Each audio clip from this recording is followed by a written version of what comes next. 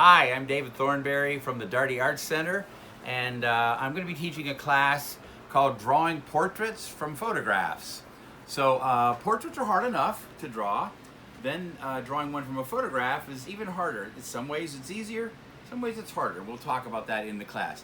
But first of all, let me just show you how this might work. So you would have your own photo you bring in, and I'll talk to you about photos first class meeting. But the idea would be that you have a photo that you want to draw a portrait from, and I'll walk you through that process, and then I'll help you get the portrait accomplished. So I want to show you just the basics of this. Here is a photo that I'll be working from just for this demonstration.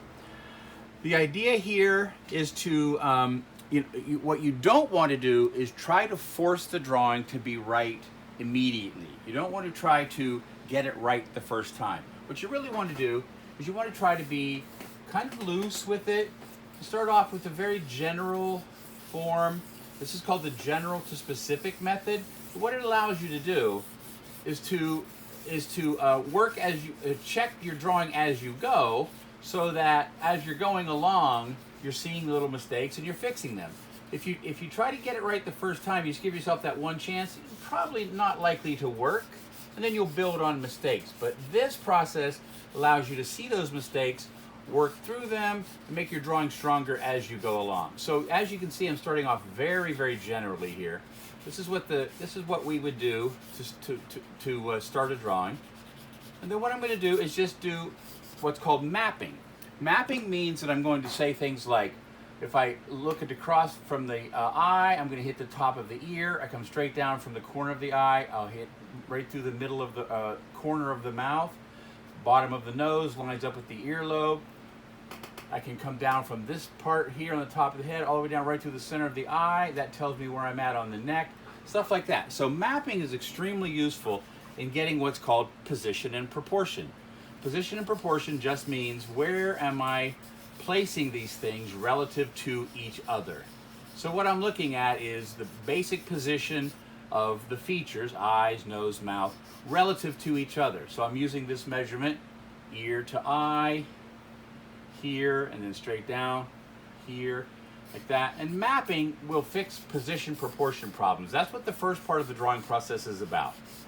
It's just trying to figure out where things go, how big are they, position proportion. Okay, so what I'm going to do is just work on that for a second here and try to figure out basic position proportion stuff.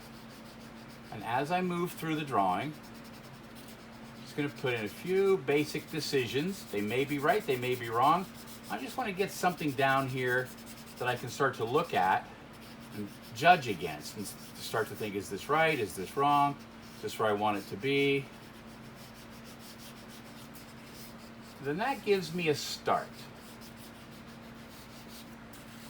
Okay, so then my next move would be to start thinking about light. Let's just assume that I have the position proportion correct. I could tweak it a little in this particular drawing, but let's just assume I do. So I go back to my source material. Now what I see, how do I know this is three-dimensional, this form? Well, I see light coming across here, but then not making the turn. So all this shadow here is the result of light, shadow, and these give me value shapes. Value shapes are extremely important. Value shapes are, this is a big light shape right here. This is a big dark shape right here. These are little light shapes. These are little dark shapes. And if I can track those out, literally draw them on here. For example, the nose, I see a dark shape like this, comes around, does this, right there. There's a little light there. So then I just fill in that dark shape, and that begins to give me the shape of the nose. Because what I'm really reading is what the light is showing me. So the light is showing me that a significant portion of this side of the drawing is dark, so I'm just going to knock that down, make that somewhat darker, just to get me started. And then here, the same. And then I can come back in and start to find smaller value shapes. Things like this. Here, smaller, and then here on the mouth, dark there, light on the lower lip, dark on the lower lip, right down onto the chin. So I'll do that. I'll track that out, literally just draw the shape of the thing like this, and then just fill it in with an appropriate value. Once I do that, I'm starting to get the basic understanding of what's happening in terms of light and dark on this face.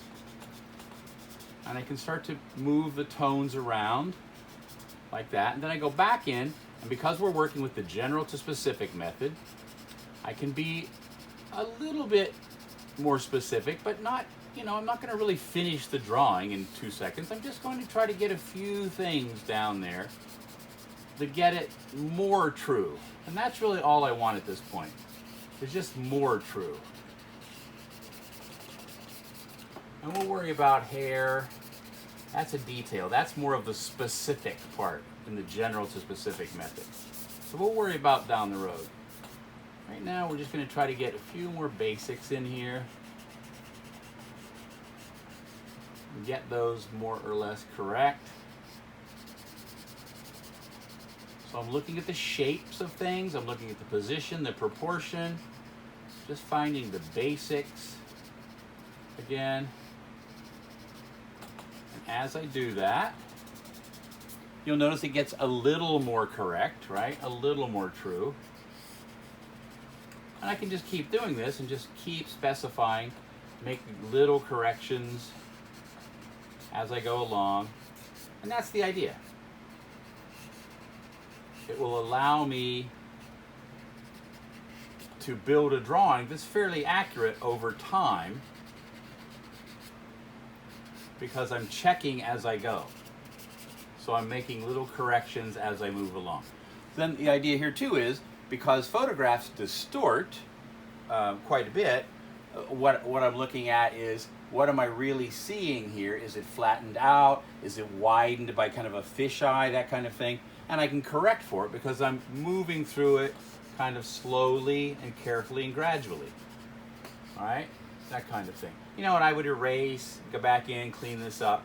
There's a long way to go in this drawing, but this is basically how you would start a drawing like this. Okay? So that's more or less what the class would be. We would work from your own photograph to get to the point where you have a completed portrait from your own photo. That's the process we'll be using. I'm David Thornberry from the Dougherty Art Center, and you can find out more about the Dougherty Art Center on this page. Thank you very much.